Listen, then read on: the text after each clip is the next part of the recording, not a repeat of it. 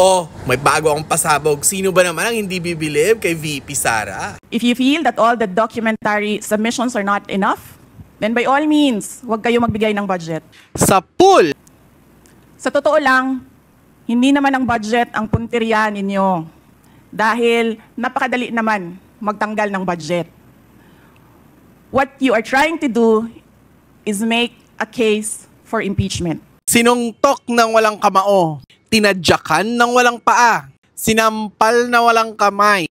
Ang ginagawa ko lamang ay ang pagtupad sa aking oath of office at campaign platforms na trabaho, edukasyon, at mapayapang pamumuhay. Hindi ako ang problema ng bayan na ito.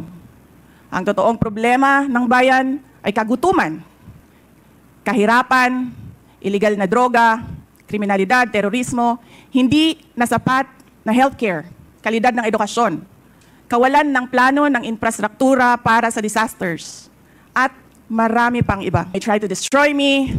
You can skin me alive and throw my ashes to the wind, but let it be known, you will find me unbowed. Lahat na sinabi niya, kabog. I will continue to serve the Filipino people no matter the personal cost. Nagpakatotoo si Inday Sara. May proseso, ayaw sumunod. Kayo na sinasabihan ni VP. Wag na daw ibigay kung ayaw nyo. She can work with zero budget. Ito lang talaga ang pinakamatagal na budget hearing sa budget proposal at matagal ang approval. Politics nga naman mga besh.